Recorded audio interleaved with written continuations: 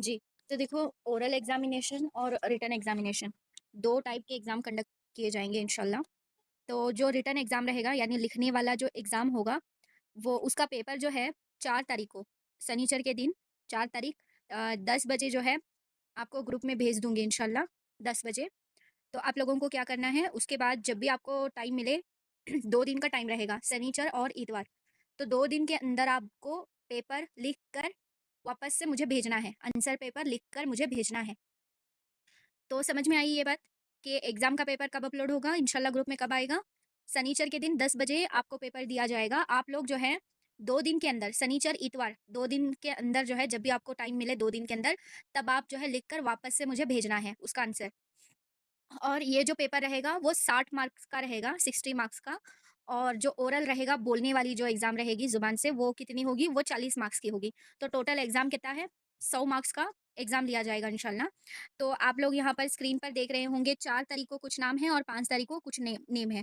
तो 4 तारीख में जिन-जिन लोगों का नाम है, तो उनकी एग्ज़ाम होगी 4, यानी शनिचर के दिन उनकी एग्ज़ाम जो है, बोलने वाली एग्ज़ाम 4 तारीख को होगी। और 5 तारीख को जिनका नेम है, उनकी एग्ज़ाम 5 तारीख को होगी। तो समझ में आया? तो जी सब लोगों को क्या करना है, 4 तारीख 2 बजे क्लास जॉइन करना है। 40 मिनट के अंदर 5 लोगों का मैं पढ़कर सुना लूँगी। चाहे मैं कुछ भी पूछ सकती मैम। हूँ, हिफ्ज़ सूरा जो आपको मैंने 11 सूरे जो है तजवीद के साथ पढ़ाए हैं, उसमें से कोई भी सूरा मैं पूछ सकती हूँ। जैसे कि सूरे माऊन पढ़ो, या फिर सूरे कौसर पढ़ो, सूरे काफ़िरून पढ़ो, या फिर सूरे लहब पढ़ो, या फिर सूरे इखलास, सूरे फलक, सूरे नास, कोई भी एक सूरा मैं पूछ सकती हूँ आप लोगों को। तो आप लोगों को क्या करना है, हिफ्ज़ सूरा में से अच्छे से तजवीद के साथ उसको याद करना है, बिना देखे एग्ज़ाम जो है मैं पूछूँगी आपको कि कोई सूरा पढ़कर, मतलब नाम बोलकर। तो इसीलिए आप लोगों को क्या करना है, सूरतों के नामों के साथ सूरे को याद करना है। जैसे कि सूरतुल फ़ातिहा मतलब अल्हम्दुलिल्लाहि, तो वो सूरा सूरतुल फ़ातिहा। सूरे फ़लक मतलब कुल अऊज़ु बिरब्बिल फ़लक, ये सूरा। तो इसी तरह जो है सूरे के नाम के साथ सूरतें याद कीजिए। उसके बाद जो है अकाईद व मसाइल में से कोई भी कलीमा पूछ सकती हूँ, कलमाए तोयबा, कलमाए शहादत, कलमाए तमजीद, कलमाए तौहीद, कलमाए इस्तग़फ़ार, ईमान मुजमिला और ईमान मुफ़स्सिल। कोई भी मैं पढ़कर सुना ले सकती हूँ, बिना देखे पढ़ना है। फिर दुआओं में से कोई भी एक दुआ आपको बोलना है। फिर उसके बाद जो है ये जो दरूद शरीफ, दुआए मासूरा, दुआए कुनूत और तशहुद, कलिमात नमाज़, सना, इनमें से भी कोई भी चीज़ मैं पूछ सकती हूँ। तो ये जो बोलने की एग्ज़ाम रहेगी वो 40 मार्क्स की रहेगी, बिना देखे। जिस तरह आप लोग मुझे क्लास में पढ़कर सुनाते हैं बिना देखे, उस तरह से आप लोग मुझे पढ़कर सुनाना है। तो उसके बेसिस पर जो है 4 सेक्शन हैं हमारे, तो 4 में से एक-एक क्वेश्चन पूछूँगी, तो ओरल जो है 40 मार्क्स का कवर होगा। तो समझ में आया ओरल एग्ज़ाम किस तरह से होगा? किसी को कुछ हाँ डाउट जी है? मैम। नहीं, रिटर्न एग्जाम का हुआ क्लियर है। रिटर्न एग्जाम में कैसा क्या लिखने का हो? हाँ, हाँ, बोलती हूँ इंशाल्लाह। क्वेश्चन विथ आंसर लिखने का है कि आंसर होता अच्छा? वो सब बोलूँगी इंशाल्लाह। अभी ओरल के बारे में कुछ डाउट है किसी को? नहीं। शाहीन जी, तहूरा जी, तस्मीया जी, किसी को है डाउट? जी नहीं आता। जी, ठीक है। जी नहीं आता। ठीक है। तो आप लोगों की एग्ज़ाम कब-कब है देख लीजिए। 4 तारीख को किसकी-किसकी है? शबनम जी की है, तहूरा जी की, तस्मिया जी की, शाहीन जी की और बशीरा जी की। 4 तारीख को एग्ज़ाम है, बोलने वाली एग्ज़ाम। 5 तारीख को जी आता। किसकी-किसकी है? फातिमा जी की, आसमा जी की, अमीना जी की, आयशा जी की और आज़ा की। ये 5 तारीख को इन लोगों की एग्ज़ाम है। तो उससे पहले आप लोगों को जो है अपनी पढ़ाई अच्छे से शुरू कर देना है। अब देखते हैं रिटन एग्ज़ाम किस तरह से होगी। तो रिटन एग्ज़ाम जो है, लिखने वाली एग्ज़ाम कितने मार्क्स की होगी? 60 मार्क्स की होगी। कितने मार्क्स की? 60 मार्क्स की क्वेश्चन आएँगे। तो उसमें से जो है 10 मार्क्स जो है, एक-एक मार्क के क्वेश्चन 10 आएँगे। 1 मार्क के क्वेश्चन कितने आएँगे? 10 आएँगे। तो इसमें आप लोगों को एक जुमला या फिर एक सेंटेंस या फिर एक वर्ड वर्ड या फिर लफ्ज़, एक इतना ही छोटा-सा आंसर लिखना है। जैसे कि मैं कुछ भी पूछ सकती हूँ, आप जो भी आपको पढ़ाया गया है, डेफिनिशंस, जैसे कि हाँ, कायदा किसे कहते हैं, या फिर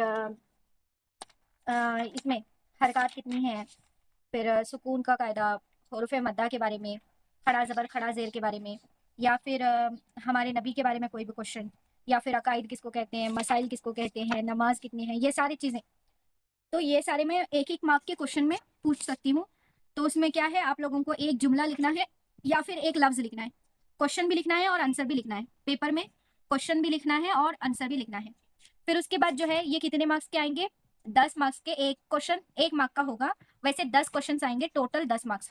10 क्वेश्चन आएँगे, एक-एक क्वेश्चन को 1-1 मार्क, तो वैसे 10। फिर उसके बाद आएँगे 5 सवालात जो हैं 4 मार्क्स के आएँगे, 5 सवालात 4 मार्क्स के आएँगे, तो टोटल यहाँ पर 20 मार्क्स का ये पर्चा हो 20 मार्क्स होगा, सेक्शन बी में 20 मार्क्स के होंगे। तो उसमें जो है किसी का भी तर्जुमा पूछ सकती हूँ या कोई भी तजवीद का कोई कायदा पूछ सकती हूँ।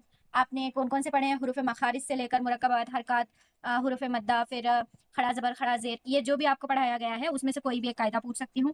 फिर सुन्नतों में से 5 सुन्नतें हैं, तो 5 सुन्नतों में से कोई भी एक सुन्नत आएगी। जैसे कि सोने की सुन्नत आएगी या फिर खाना खाने की सुन्नतें आएँगी या फिर बैतुल खला जाने की सुन्नतें आएँगी। तो ये जो सुन्नतें हैं, कोई भी एक सुन्नत आएगी। फिर उसके बाद मसाइल में से कोई भी एक मसला आएगा, जैसे कि वज़ू का तरीका, गुस्ल का तरीका या फिर गुस्ल के फ़राइज़ या फिर गुस्ल का तरीका या फिर नमाज़ का तरीका या फिर ऐसे सारी चीज़ें आ सकती हैं।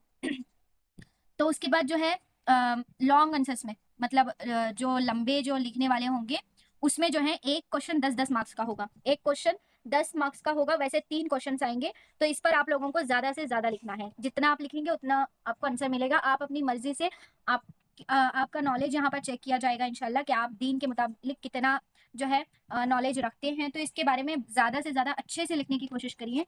तो 30 मार्क्स का जो है लास्ट सेक्शन सी रहेगा। एक क्वेश्चन 10 मार्क्स का रहेगा, वैसे 3 क्वेश्चन्स आएँगे। तो जैसे कि बड़े-बड़े क्वेश्चन्स कौन से होते हैं कोई भी या फिर नमाज़ के अरकान ले लो, शराइत ले लो, वज़ू के फ़राइज़, वज़ू के नवाक़िज़ या फिर गुस्ल का तरीका, गुस्ल के फ़राइज़ या फिर जो सीरत है, सीरत में से हमारे नबी की सीरत पूछ सकती हूँ। कब पैदा हुए, क्या-क्या किए, कैसा क्या वो एक स्पेशल क्लास लेके आप लोगों को मैं बताई थी, तो उसके बारे में पूछ सकती हूँ। या फिर आसान दीन में से कोई भी एक बड़ा क्वेश्चन आ सकता है।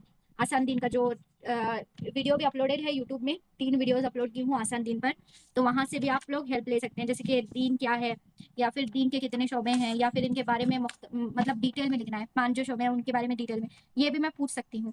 फिर ये सारे जो हैं चीज़ें आपको बताई जाएँगी। वैसे तो एक ही किताब है, थोड़ा-सा सिलेबस है, बस आप लोगों को अच्छे से पढ़ाई करनी है। 5 दिन बाकी हैं, इसको गनीमत समझते हुए जो है अच्छे से पढ़ाई करने की कोशिश करें। इंशाल्लाह जो फर्स्ट आएँगे उनके लिए इनामात भी हैं इंशाल्लाह।